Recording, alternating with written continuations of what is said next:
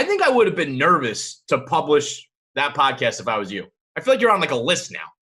Well, maybe, but they don't kill people unless they really have to. That's really the reality. Well, put it this way, for people who don't know, he did an interview. If I was the caliber of human being that stood in their way, they would love it. I am so easily co-optable. The CIA could take me to Fridays. Like, it would be so easy. But I mean, just the idea of like, if they just looked at me, like the government was like, who are we up against? And they just looked at me, they would laugh their asses off and go, oh, thank God. Like, the best thing in the world for them is that Whitney Webb is on my show and not the evening news or whatever. Right. Well, that's true. But I mean, so this podcast, for people who don't know, it's like Whitney Webb's kind of like a rogue reporter who dives into like some deep shit. And you guys were talking about Epstein and Gates and the connection and all these people who are dying and disappearing. But when you ever have to do a podcast where in the beginning you declare, let the record state I'm not suicidal, you're doing some weird shit, Tim. You're doing some fucked up shit. The whole thing is, the best podcasts, I think, are like, I used to do a lot of drugs, and I know you're like, no, were you couldn't be an athlete? But I did a lot of drugs, actually. I spent a lot of time in cars with my friends on Long Island doing copious amounts of drugs and having really fun conversations. Like, nothing was off limits. You could say whatever you wanted to. And so that's kind of what the show is, where like, I haven't researched Gates. I haven't researched any of this. I'm not going through the fucking thing.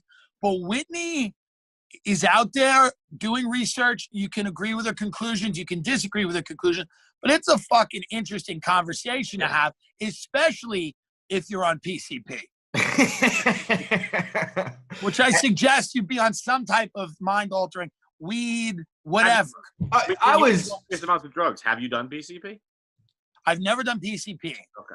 I've done a lot of coke, booze, weed, the good pills, stuff. Yeah, the good shrooms, stuff. acid. None of that had the psychedelic effect that it did for Joe Rogan, where he was like, it opened his mind and, it made him a better person and it helped discipline him. But like, for me, I did acid and like, I was in that other realm, just, trying to convince the entities to buy condos. Like, none of it worked. Literally, I mean, the last time I did acid, I was in Long Island in the Garden City Hotel on 3 tabs of acid, talking to my friends about like which one of our parents had more money. Like, that's how lost. That's how lost I am. Like, nothing worked. Shrooms didn't work.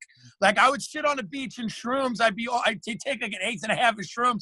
Everyone would be in the beach having these experiences. I'd be like, I would never spend this. And the beach isn't private. We could just do this. So I'm missing it on every level. Is there like an initiation to that crew? Like, you have to be funny enough to roll with that gang? I think you just got to be funny. I mean, I don't think there's not an initiate. Like, I am the poorest of everyone, like by millions and millions of dollars. So I thank God there's not initiation, because I would have had to Uber there. But, they respect if you're funny. And I think if you're doing your own fucking thing, like if you're just not waiting around for opportunities, if you're trying to go out and make your own opportunities, that's why all of those guys love Andrew Schultz, even though he lives in New York, because like Andrew's doing his own fucking thing. He's built a little empire on just creating his own opportunity. So like, that's the ethos here, is kind of like, do your own shit. I make a lot of those videos. I put out a bunch of content on the podcast. Like, so that's what it is. I think it's just, we all respect each other because we're all just hustling, working, all that bullshit.